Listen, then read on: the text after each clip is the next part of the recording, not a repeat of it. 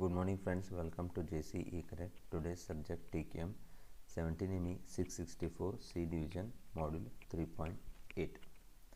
Outline of the presentation: performance appraisal, definition, objective of the team, disadvantage of individual appraisal. Performance appraisal. Performance appraisal is a process of collecting, analyzing and recording information about the relative worth employee according to the flippo, a prominent personality in the field of human resource. The purpose of performance appraisal is to let employee know how they are doing and provide a basis for promotions, salary increase, counseling and other purposes related to an employee future. There should be a good relationship between the employee and the appraiser. Employee should be made aware of the appraisal process, what is evaluated and how often employee should be told how they are doing on a continuous basis, not just at an appraisal time.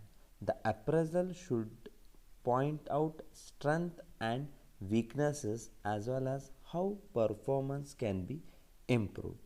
Common appraisal formats we can have that is ranking, narrative, graphics, forced choice.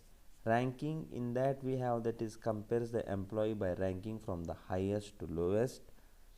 We have that narrative gives a written description of the employee's strength and weaknesses. Graphics we have indicates the major duties performed by the employee and rate each duty with a scale which is usually from that is poor to excellent. Forced choice, that is place each employee in the category with a predetermined percentage. For example, excellent 10%, very good 25%, good 30%, fair 25% and poor 10%. Right, this is an example that appraisal format may be like this. We have that is performance appraisal may be for the team or a individual, and it is a key factor in a successful performance appraisal is employee involvement. Employee should always be given the opportunity to comment on the valuation, to include protesting if desired.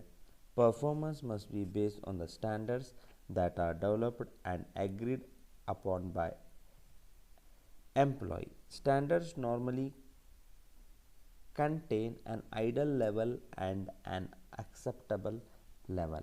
Standards should be changed when situation changes, such as when equipment change or new production techniques are developed. We have definition, that is performance appraisal is a process of evaluating the effectiveness and efficiency of the employee or a teamwork, and the aim are salary enhancement, to identify the employee for the promotion, to deal with human resource, to identify the training needs, to act as the formal warning system to under poor performance employee.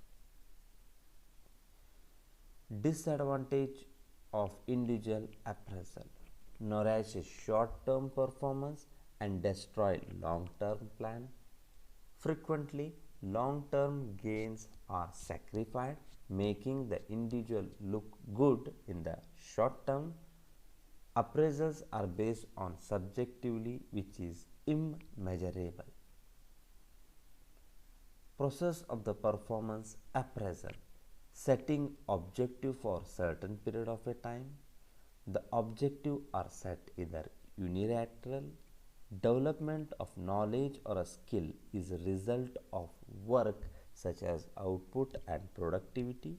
Review by supervisor the accomplishment of the strength and weaknesses at the end of the period. And here the every effort should be made to avoid error in performance valuation. culture, ethics, education level, and predetermined options can affect evaluation. It will be unfair in needed to render a poor rating based on bias or anything except how the employee has performed based on established standard. And performance appraisal should be viewed as a positive way to get employee involved. Many supervisors look at appraisal as one of the unpleasant duty they must perform. If employees have been adequately interviewed as a part of the hiring process, properly trained, given a help when needed, and concealed, then their performance will be a reflection on how well those tasks were performed.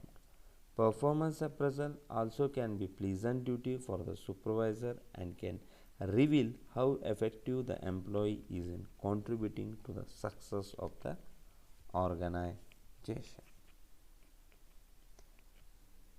Here we have that is union and employee involvement. Union are the group of people forming an association of themselves representing the employee for the betterment and good cause of the employers. Union should apolitic and should strive themselves for the betterment of both the employee and the organization. In general, unions support quality improvement programs but express concern regarding management exercising too much control over employee.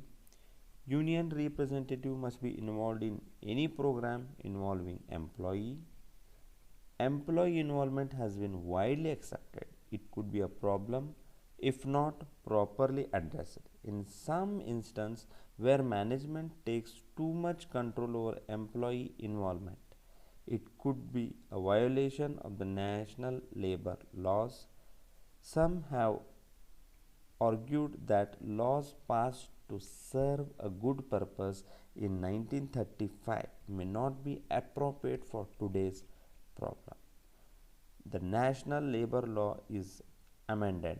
It is the best interest of management to be a sure action taken will not violate the national labor law. Team should not discuss wages, rates of pay, hours of employment, or condition of work. In some cases, these limitations will adversely affect the team goal. Both management and unions must examine long held views of what constitutes poor union management, relationship, desire for unilateral power must be changed to shared power for the benefit of the employee and the organization. A joint process of determining how best to proceed to effectively meet the competition, especially from foreign organization, is the only sensible solution.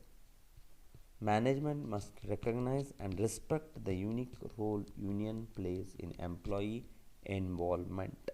A feeling of trust must be established and partnership developed between management and the union.